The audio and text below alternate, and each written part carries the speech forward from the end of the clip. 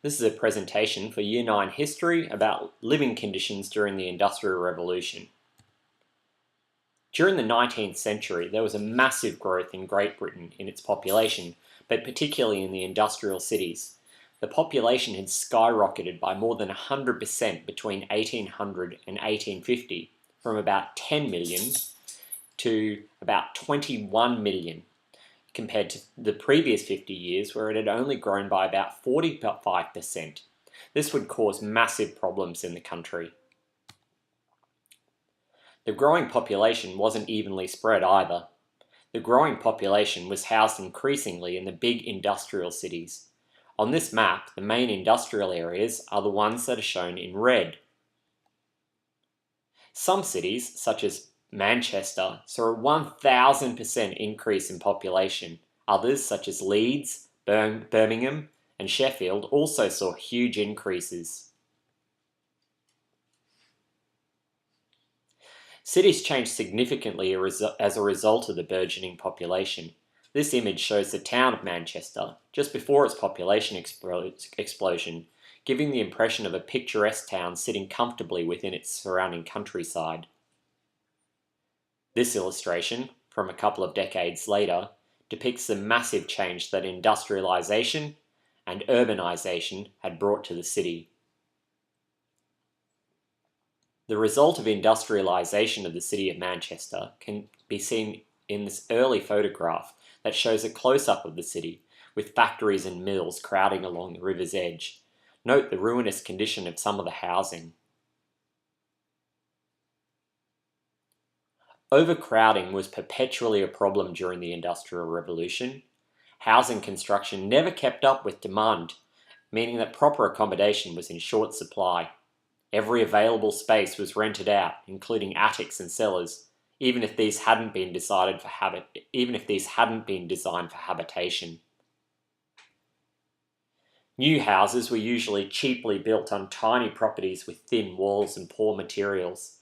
Gustave Doré, an artist, created this famous painting in 1872. He highlights the darkness and gloom of the rows of Industrial Revolution terrace houses, with a train line cutting over the top of it all. Wealthy investors could make great profits from renting spaces in large buildings, earning them the title of slumlords.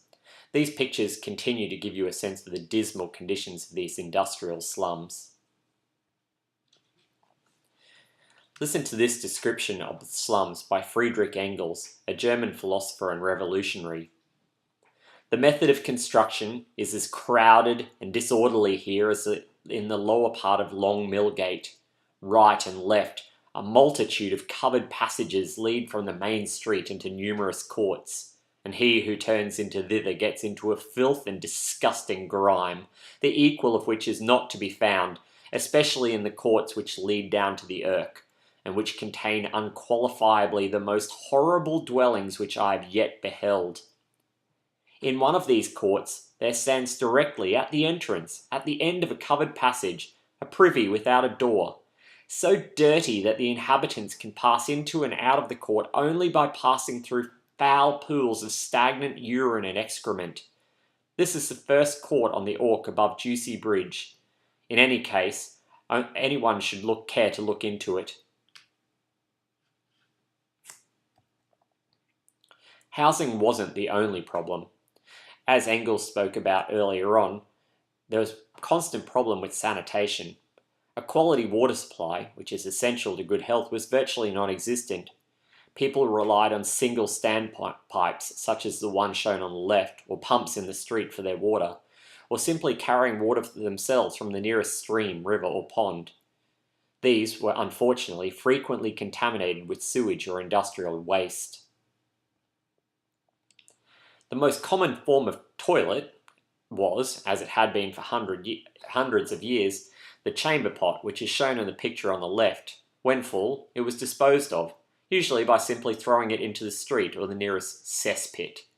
Some chamber pots showed a bit of a sense of humour from the time, such as the one on the bottom right, which showed the French Emperor Napoleon, who was hated by the British.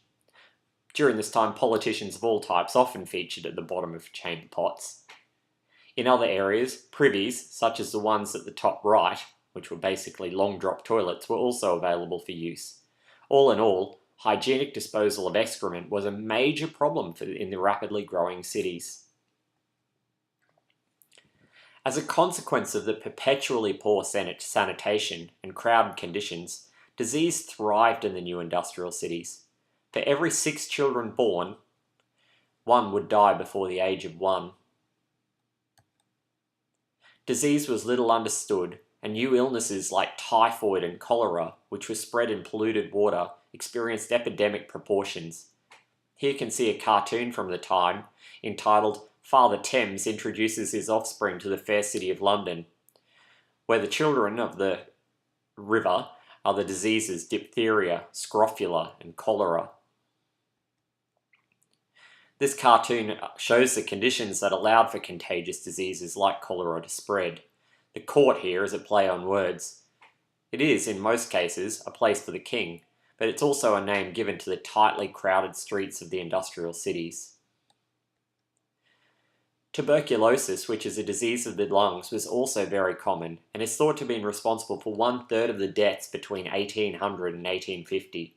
Spread through contact with contaminated fluids, sufferers were forced to cough up secretions from infected lungs. In the crowded slums, contact was made all too easily. Treatments, provided in primitive hospitals, were often inadequate to save people's lives. Along with diseases like typhus and typhoid fever, health conditions in the Industrial Revolution were very, very poor. Over time, cures would be developed, but people, in particular the poor, continued to suffer. The suffering from the poorer working class, who were known as the proletariat, did not always result in sympathy from richer people. Many believed that the poor were in some way responsible for their own suffering and described them as the authors of their own poverty. Others condemned them as immoral, derelict, and undeserving of any better. This picture by the famous artist William Hogarth is entitled Gin Lane. Gin was a drink which was extremely cheap and popular amongst poorer people.